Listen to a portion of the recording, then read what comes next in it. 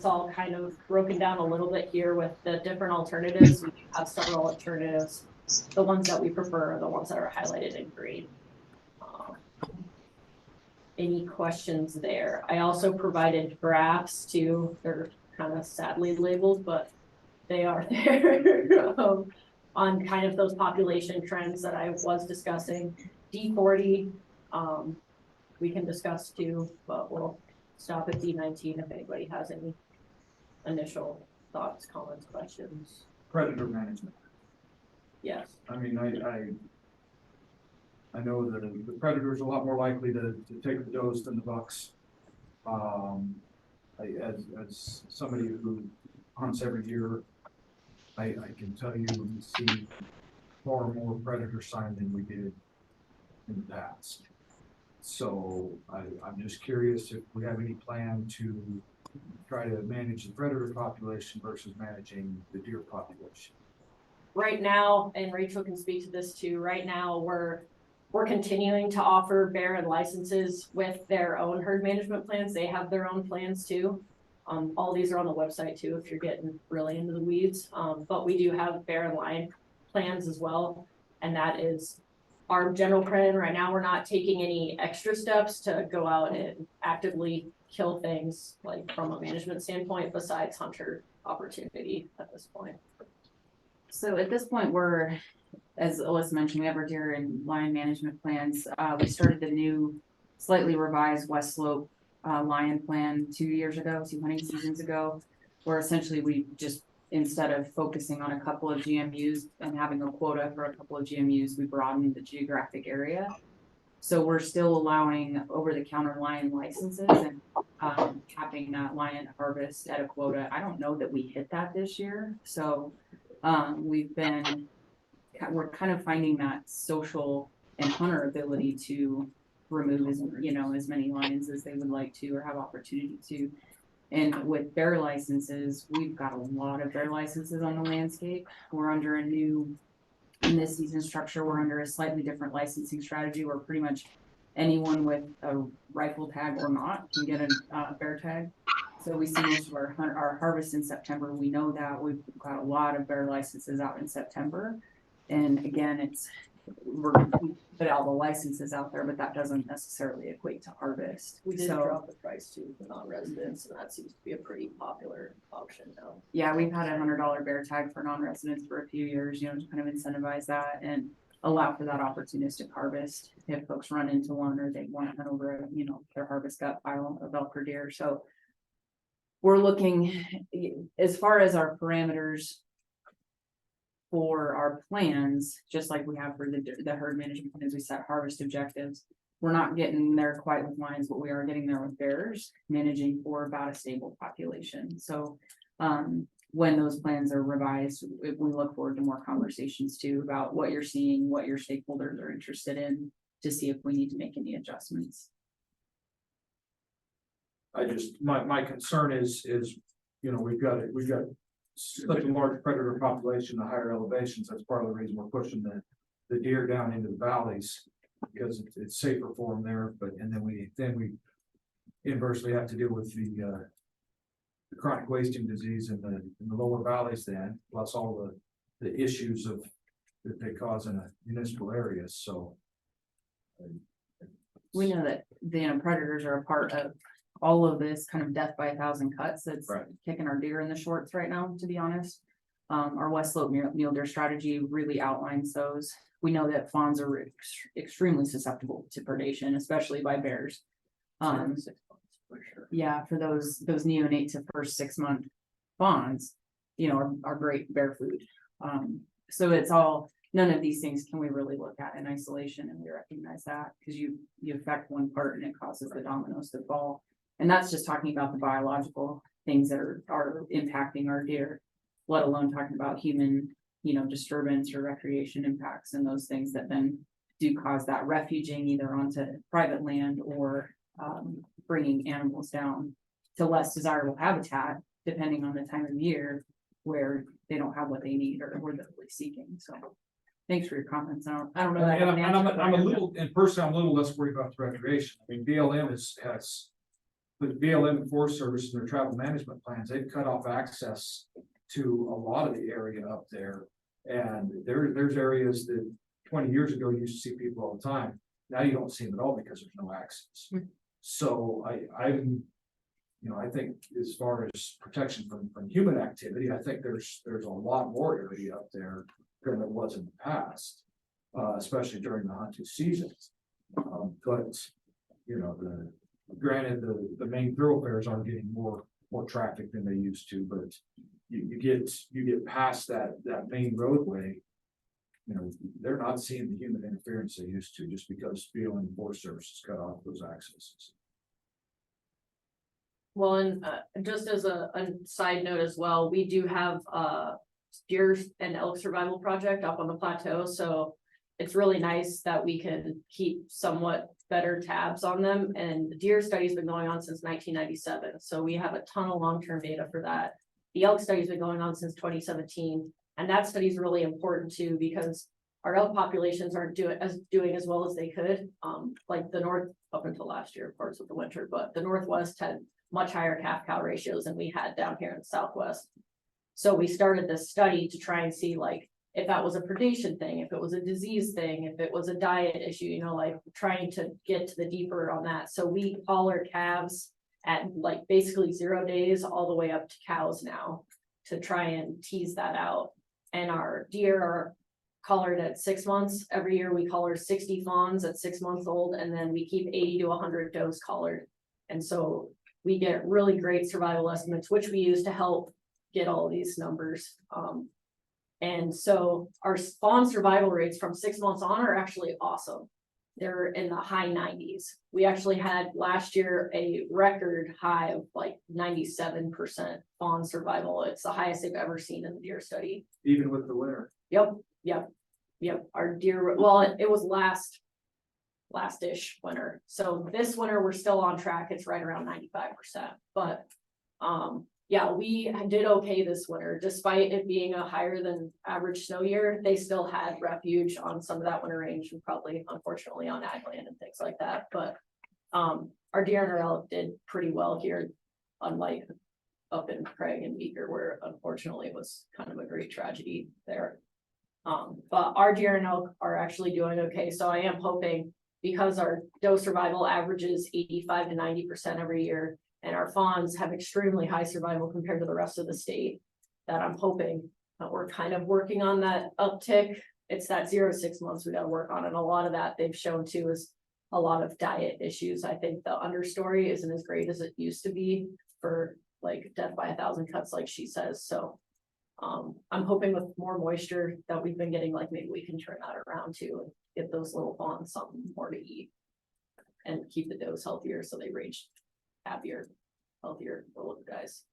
And it is striking when you look at, especially the D19, when we were talking 60,000 deer 50 years ago, or 40 years ago, and seeing this slow decline is habitat, all those things that have compounded. And so it's really striking to me when we look at moving from 36,000 deer as our objective, that kind of target that we look to hit with management by license manipulation, et cetera. When we're talking about now moving that down to 15,000, it's striking that it's an acknowledgement that we had a lot of conversations about what do we think the landscape can responsibly, we can responsibly manage for on the landscape based on its current condition, based on habitat loss. And if we do have a really tough winter where we get a lot of snow on winter range, what is available to the animals? And so we've had a lot of really good discussions about that, drought and all the factors. But the objective that we're choosing, especially for D19, we're looking at, okay, if we're modeling 10,000 deer, we would like to see more deer on the landscape again to reflect a variety of stakeholder interests. And we tried to set it at a number that we think is realistic and is reasonable based on current conditions. And then when it's time to revise this plan again, hopefully we're in that objective range and we're rocking and we're ready to move on. But we can't make these decisions in a vacuum either. This requires us to coordinate then with the federal land agencies for habitat management, for a lot of coordination again with private partners. We do a lot of ag damage management. So that's a big part of what we do for increasing social tolerance is not asking private producers to take more of a burden on that we're not willing to help with and to help mitigate, so. Deer management. Tricky, but I appreciate the conversation. If there's any other questions or comments that we can answer. Well, I understand that bulls will be introduced in December in a couple of counties away. Yes. Do you have any idea when wolves will be introduced in these areas? I don't know that, and I've committed to some of our other counties to keep the county commissioners and keep y'all directly in communication with me as more of those logistics are fleshed out. There's folks that are working on release locations, the first place is the Northwest, but I don't know where subsequent releases will be in and what timing, as far as if they want to, augment in one area or how that all goes. I don't know that we've got that information yet. So as soon as I can, I will share that directly with you so that you're aware of what's coming and the implications to the county. Okay, thank you. They post a lot of that too on wolfengagementco.org, I believe, as well, so. You can get to it, like you can just type in Google to CPW Wolf Plan, and then it gives you a link to that website as well, but. They do keep that up to date, and that's also where you can do all when we have public comment periods, that's also places when they have public comment where all those links are as well. But there's lots of fun information there too on the plan, obviously, and then any of the PowerPoints or presentations we've done, those can all be found there as well if you didn't, if you weren't able to make any of those kinds of things, so. We do still anticipate the 10-day designation, the experimental non-essential designation that the U.S. Fish and Wildlife Service can put on an endangered species, which allows for more management of that endangered species, more so than you can normally do under the Endangered Species Act. We do still anticipate that being finalized in December. That's the draft went out for public comment. USFWS took it back, and we expect that to be out for its last public review and still back in their hands in time to sign. So it's a tight timeline, but all indications are still that we'll have that in place, which is really critical for us to manage those animals once they are turned loose and go do what they do. They're here already, so. Mhm.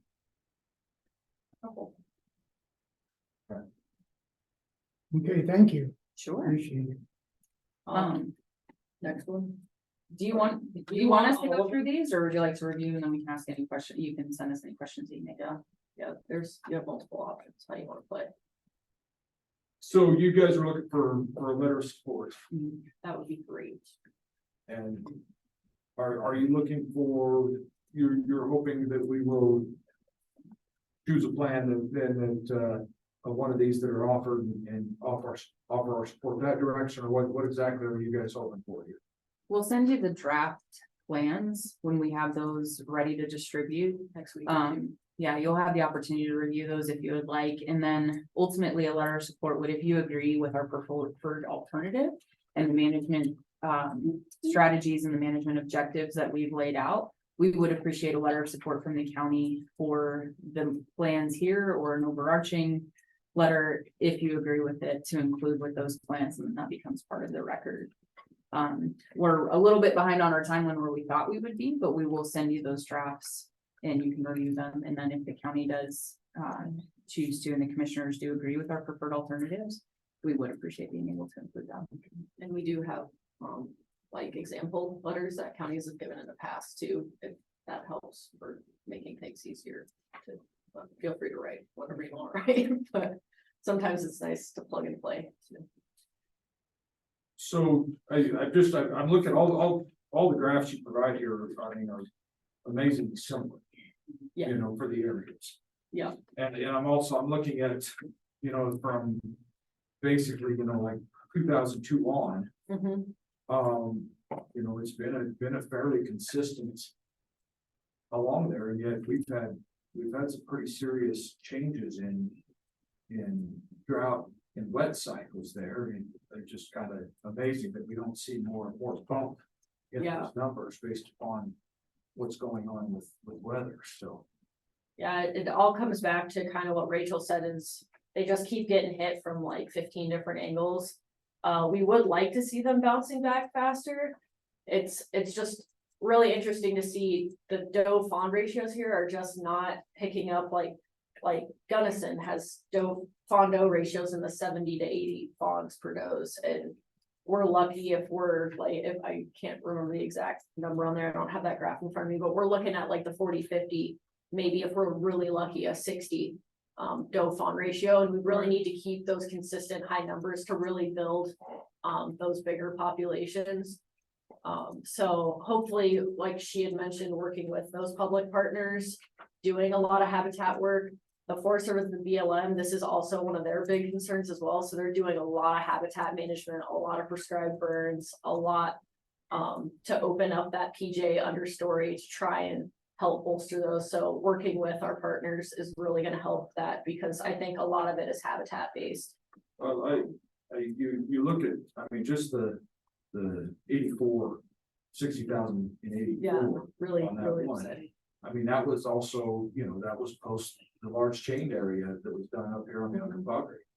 I mean, they chained thousands of acres up there and, you know, increased forage quite a little bit there. So, Yeah, and they love, deer and elk love the habitat treatments. It's the best place to find them. right, So, right.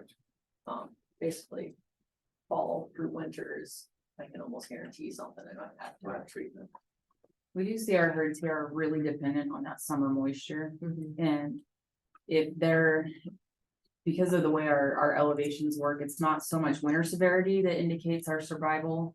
It's summer moisture, the health of those herds, how they're moving in, how the fawns are, how robust the fawns are. So you'll see those bumps in years where we had more moisture, late spring into early summer, so that there's really good vegetation for them. But we certainly would like to see that. You know, we feel like maybe we've kind of caught the bottom and be proactive to bump it back up. Because we every year we hope it's gonna be a little bit higher, but hey, at this point being stable is Right, like, stable's pretty good. We'll take stable. at least the bottom's Yeah. not falling out, so Better than what farm. can we do to Yeah. bring it back up? And so that's why we're pretty cognizant of it too. We are finally on that increase, so we don't want CWD to just be that one more thing that's really like ruining everything. So we do have the CWD/Youth Opportunity Management Hunt in August 15th to the 25th in certain portions of 62, 64, and 65. I don't know if you guys know about it, but it is a private land only hunt. It's very well received. And that also helps target a lot of the resident deer that are more likely to have CWD before a lot of those like nice wild feral deer come down for winter. And then they're not messing with their friends they hang out with in the winter and getting CWD. So that's been a really successful hunt thus far. We've expanded it to a few more units. I want to say 521 and further parts of 411, but that'd be the other bio, but because it has been successful here. So I'm really hopeful that management opportunity like that, because hunting opportunity is one of the best ways to fight CWD. So I'm hoping we can keep doing little management projects like that to kind of help that and increase hunter opportunity. I'm all about that. So it's a great way to, and it works great for harvest as well. A lot of the producers really enjoy that hunt as well, why they can kind of work around their harvest schedules. And the time frame on those. It's August 15th to the 25th, so it just finished.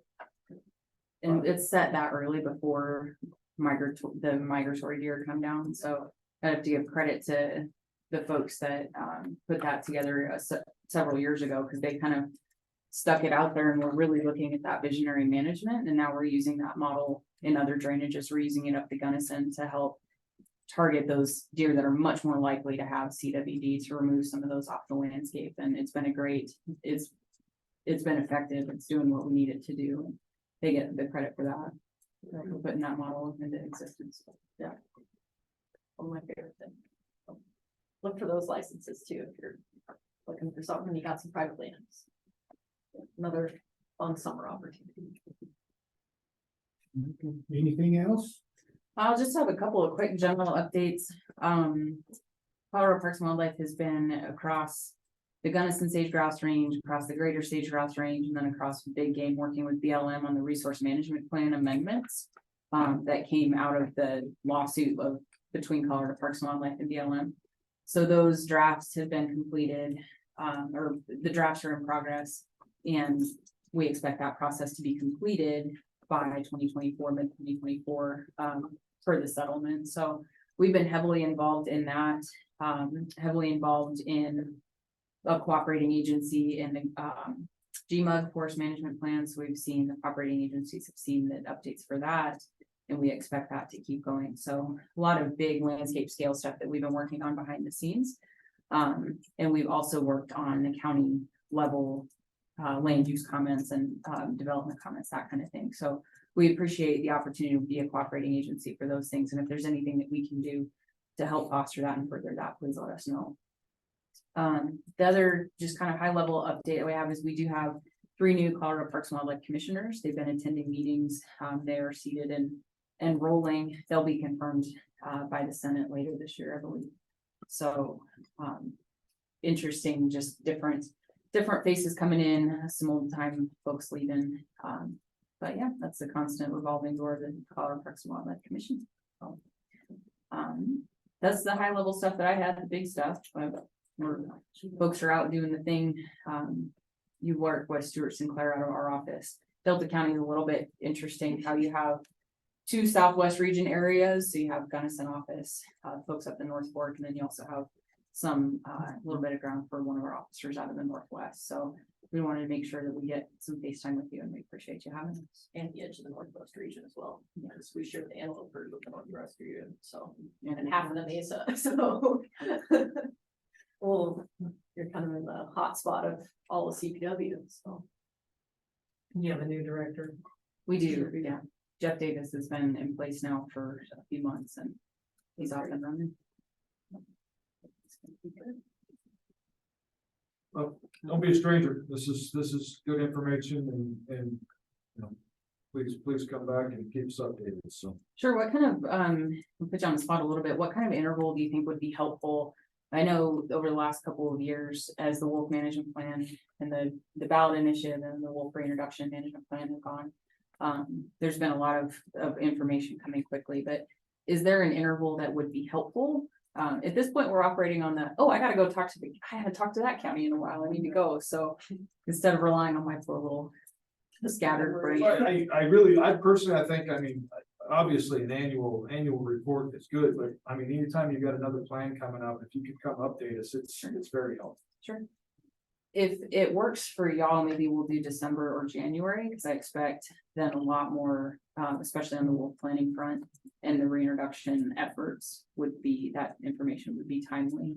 And then hopefully we'll have some more information about how we'll be able to communicate locations and things like that so that we can be proactive with producers, because that's really top of mind for us, is getting staffed up and getting our staff up to speed on being able to be proactive with producers as we go through this new phase of predator on the landscape.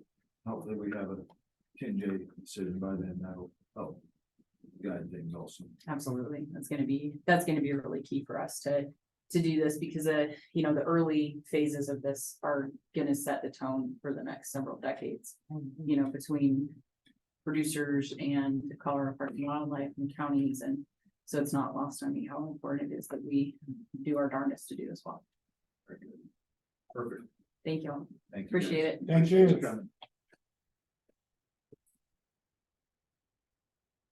You need these for your commissioner. So this kind of appreciate it. We'll get you guys plans shortly too, so you don't just have graphs with no context. Okay. We like pictures. So I I try. like pictures too. Thanks again, drive careful. We'll do it. The next item is the board's consideration of Colorado Housing and Finance Authority 2023 assignment of allocation resolution, assignment and county attorney certificate. So this is the normal assignment for the private activity bond that you have before you. Brad Lewis and John Bear have worked through the official documents this year, as in past. Then there were different signees that had looked at all of this. Similar to what you have done in the past, you've indicated that these should stay local for the use there. So these are just the official documents that you will sign, county attorney will sign to issue the revenue bonds for the purpose of financing qualified residential rental projects for low and moderate income persons and families. In addition to providing single family mortgage loans to low and moderate income persons and families. This year, the 2023 private activity bond allocation is $1,908,627.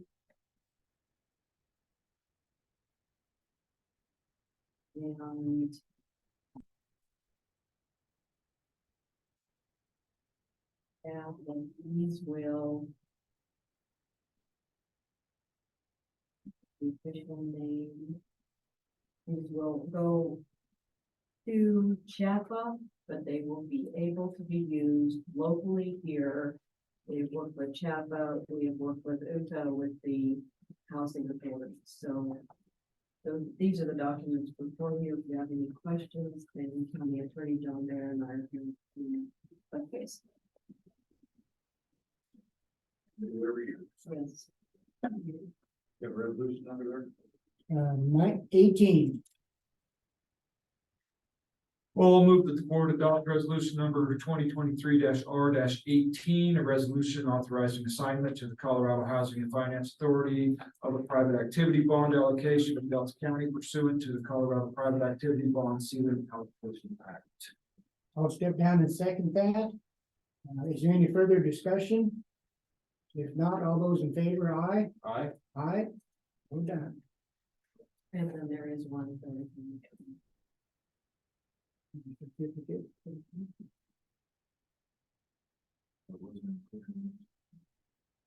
It's the first one, certificate concerning.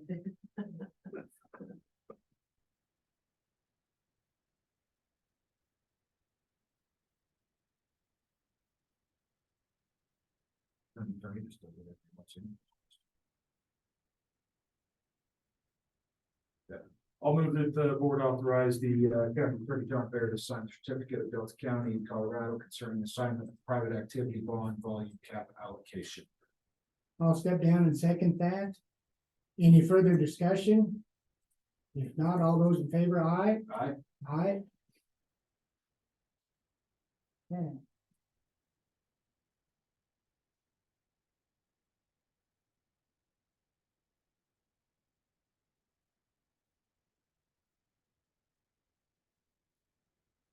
Next up, the board's consideration and signature regarding required community letter of support for Delta Montrose Electric Association and North Fork Mesas Advanced Colorado Capital Project Fund Grant Application.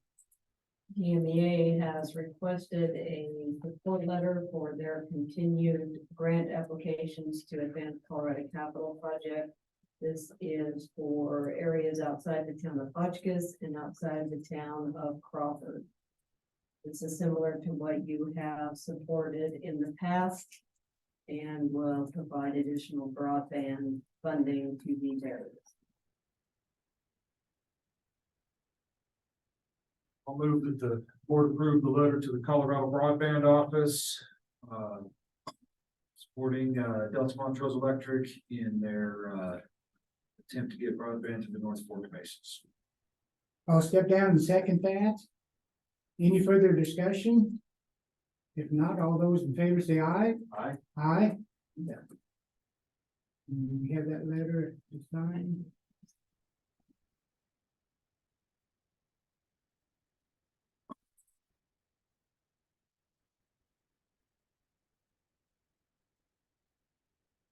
I'll go ahead with the jail report.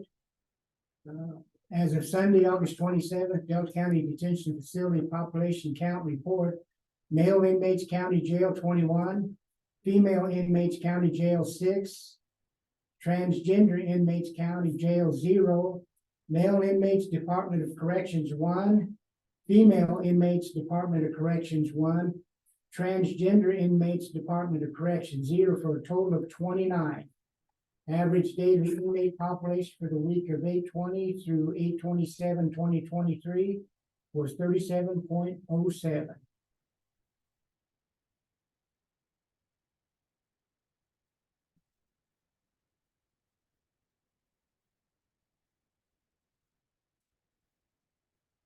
Next up is county attorney. Do we want to That's scheduled at 9:30. really take a break until, I think so. okay? Well, we'll adjourn until 9:30 for county attorney.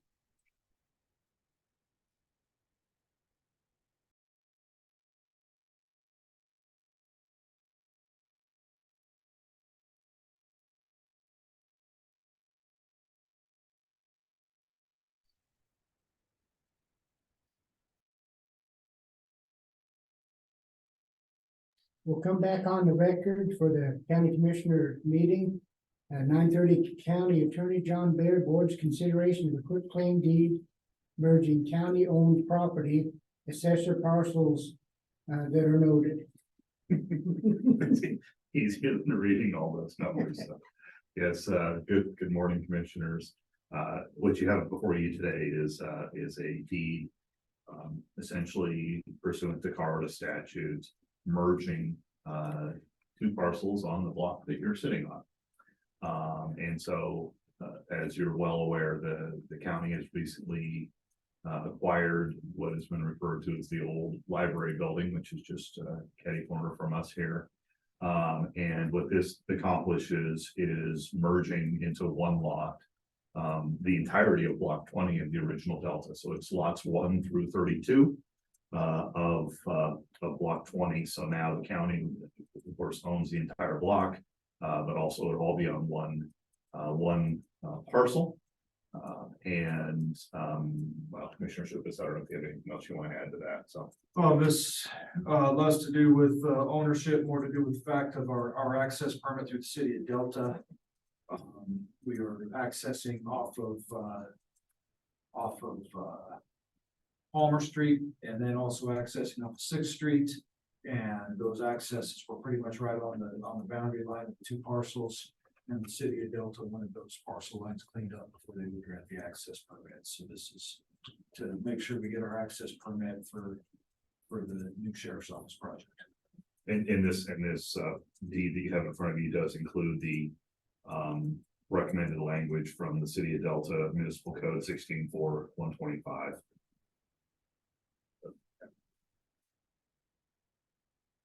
I have printed off a clean copy, Commissioner Lane, that has your name on it rather than Commissioner Kunz's. So. Okay, And I will move that the board approve the quitclaim deed for lots 1 through 32 of block 20, also known as all of block 20 of the original Delta, and authorize Mr. Lane to sign. I'll step down and second that. Any further discussion? If not, all those in favor say aye. Aye. Aye. So done. Okay. And thank you, Commissioner Coots, for all your hard work in getting this through, and County Attorney John Baird for putting everything together. Barry, I don't need that. If you could send me a copy of it. That'd be wonderful.